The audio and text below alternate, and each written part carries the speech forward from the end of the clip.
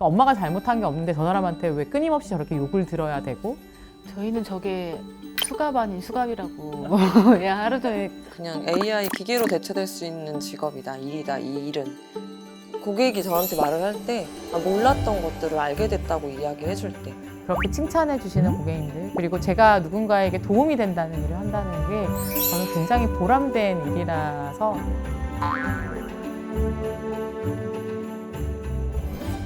안녕하십니까, 김주현입니다. 평생금융 파트너 KB국민은행 김현주입니다. 고객님 무엇을 도와드릴까요?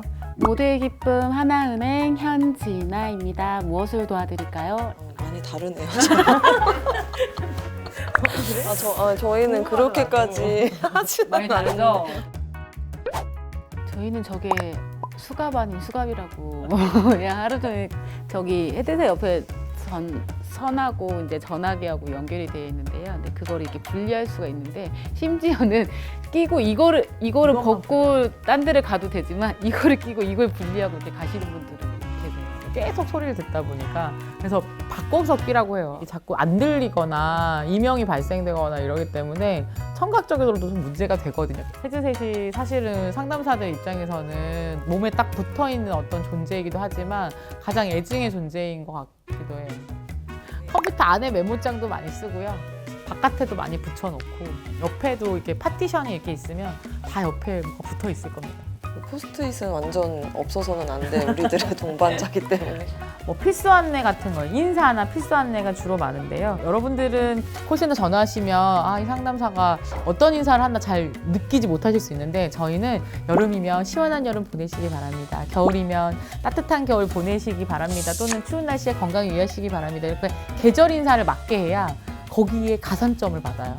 그래서 그런 걸 놓치지 않기 위해서 그런 내용도 써놓고요. 텀블러나 그 목에 관련된 거 같은 경우에는 저희랑 정말 뗄 수 없는 관계고요. 그래서 처음에 아침에 출근해서 컴퓨터를 켜고 그 다음부터 하는 일이 텀블러에 물 받고, 중간에도 이렇게 목 관리를 저희가 아무래도 많이 해야 되다 보니까 텀블러랑 뭐 컵 같은 거, 그리고 커피 이런 거는 항상 저희 옆에 자리에 항상 한 구석에 있는 것 같아요.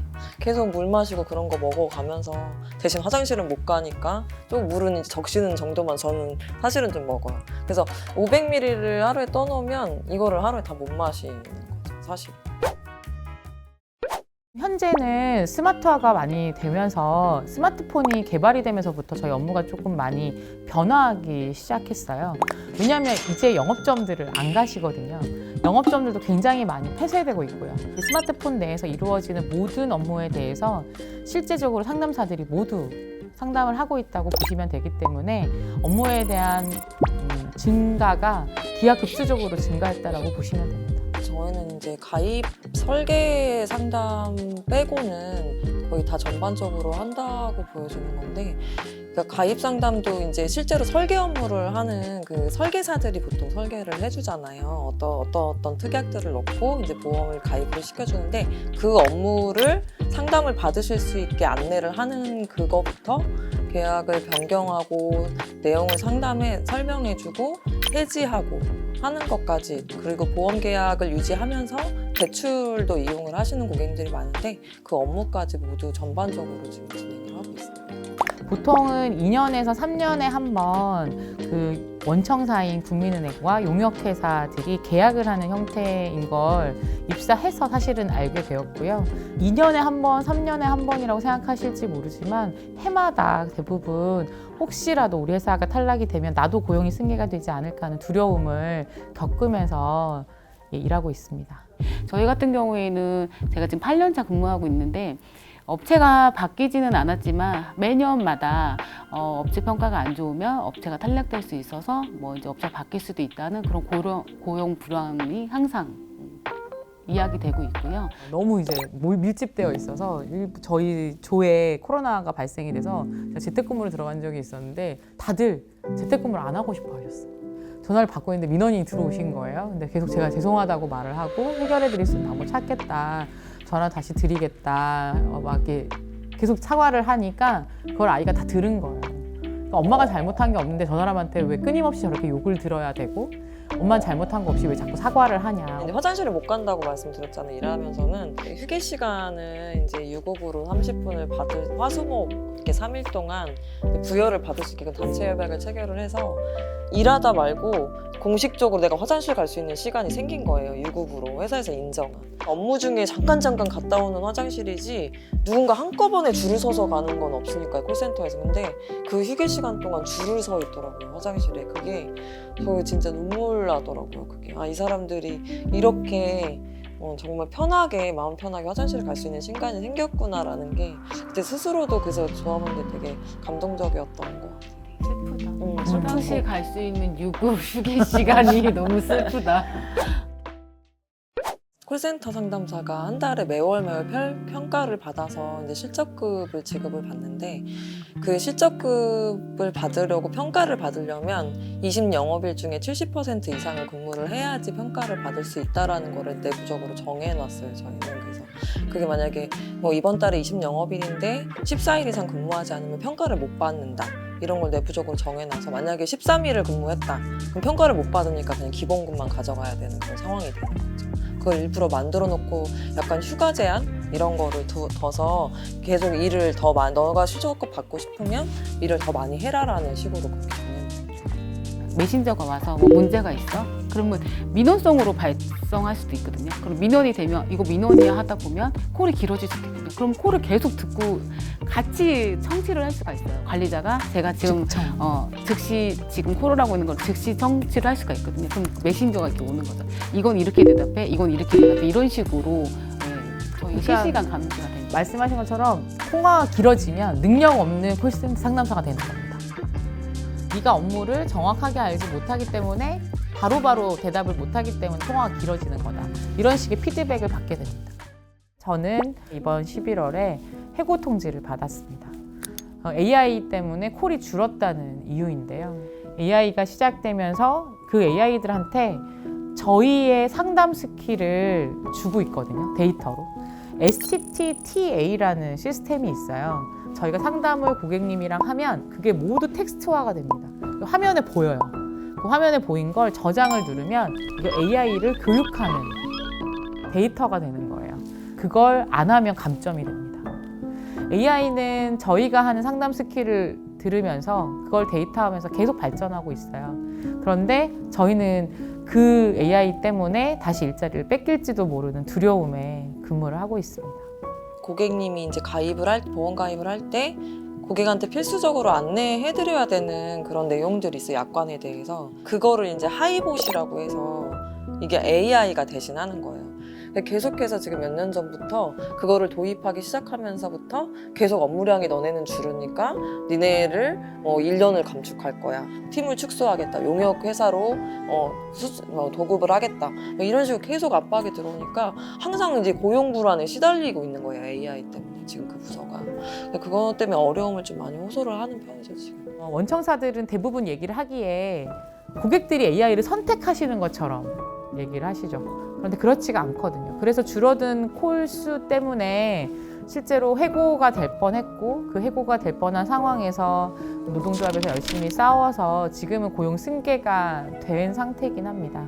그런데 그 고용 승계가 된 것도 사실 2년의 계약직일 뿐이에요. 이 회사랑 국민은행이 다시 2년 후에 계약이 되질 않으면 저희는 올해 지난해에 겪었던 상황을 그대로 다시 겪어야 될 수밖에 없거든요. 예전에 공장에 그 공순이라는 얘기가 있었잖아요. 공순이들도 어떻게 보면 기계가 대체가 되다 보니까 그분들이 일자리를 다 잃고 그분들 거의 대부분 여성분들이었잖아요.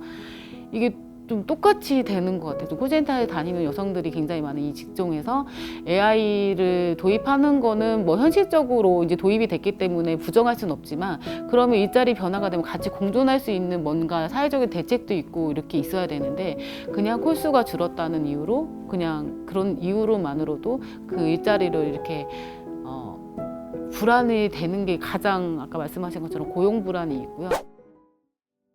발 걷는 소리가 사실은 상담할 때 들리면 안 되니까 보통 이렇게 카페트를 전체적으로 또 깔아놔요. 먼지가 되게 많이 발생하는데 그 안에서 이제 하루 종일 말을 하잖아요. 그럼 코나 입으로 그 자리에서 하루 종일 하루 8시간 1년 365일을 그 공기를 계속 마시는 거예요. 되게 탁한 공기를 괜히 마시다 보니까 기관지가 안 좋은 분들이 굉장히 많아서 뭐 감기 환자가 더 많이 발생하는 건 물론이고 최근에는 저희 사업장에서는 폐암 발병하신 분도 계셔가지고 벨소리만 들려도 심장이 두근두근 거리는 상담사도 있다고 하시고요. 너는 뭐 폭언을 들었으니까 좀 쉬어 이런 게 없어요. 그래서 눈치 보고 알아서 이제 업무를 해야 되지만 그 파급력이 한 달이 가고 2달이 가고 계속 가다 보니까 이 고객이 오늘은 나한테 무슨 말을 할까 되는 두려움에 대한 스트레스가 굉장히 많이 계신 분들이 많이 있어요.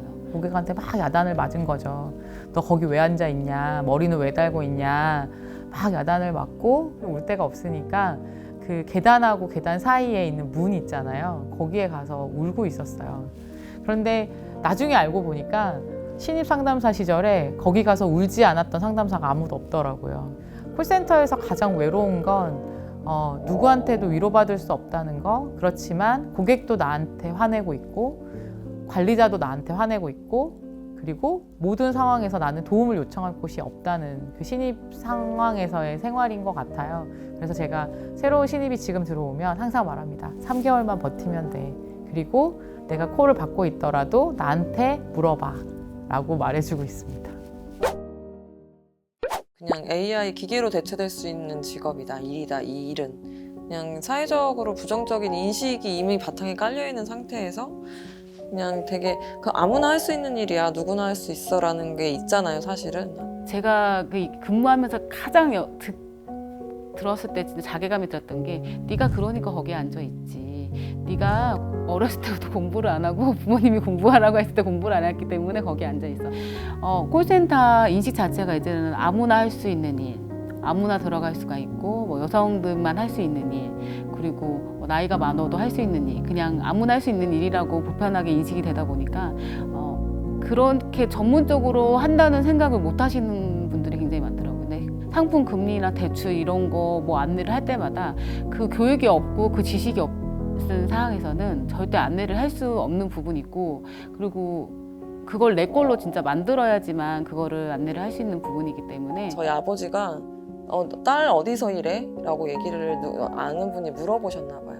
근데 저는 사실은 부끄럽다고 생각하지 않는데 아빠가 현대해상에서 일해 라고 얘기를 했다고 하시더라고요. 나는 아빠 콜센터에서 일한다고 얘기를 해라. 왜 그렇게 얘기를 하셨냐. 근데 그게 그거 아니야 하면서 말씀은 하시지만 사실은 아빠도 이제 일반적인 사람들이 이해하듯이 콜센터 상담사들은 임금도 낮고 다른 뭔가 자기가 전문적으로 할 수 있는 일이 없는 사람들이 가는 곳, 보험업, 은행업, 여기에 대해서 업무에 대해서 어떤 전문성을 가지고 있기 때문에 이 고객한테 안내를 할 수 있다라는 거. 그거는 좀 이 사실만이라도 좀 널리 인식이 좀 됐으면 좋겠어요. 18년이라는 기간 동안 어떻게 이 일을 할 수 있었을까? 그렇게 생각을 하면 저는 이 일이 굉장히 보람 있습니다. 적어도 은행을 가시기 어려운 고객님들께서 전화를 주셔서 제가 그분들이 은행을 가시지 않고 해결해 드릴 수 있는 많은 방안들을 찾아서 해결해 드리고 있습니다. 욕하고 죄송하다고 항상 얘기하고 그러면서도 화장실 가는 시간까지 제약받고 있지만 그렇게 칭찬해 주시는 고객님들, 그리고 제가 누군가에게 도움이 된다는 일을 한다는 게 저는 굉장히 보람된 일이라서 사회적으로 많은 편견을 갖고 계신 분들께 저희가 얼마나 전문적인 일을 하고 있는지 그런 부분들을 알리면서 그런 편견을 조금 더 깨어나가고 싶습니다. 동기가 이거를 선물을 해준 건데 다 하나씩 보니까 갖고 계시다고 이렇게 여기 이렇게 눌러주면 엄청 시원해요.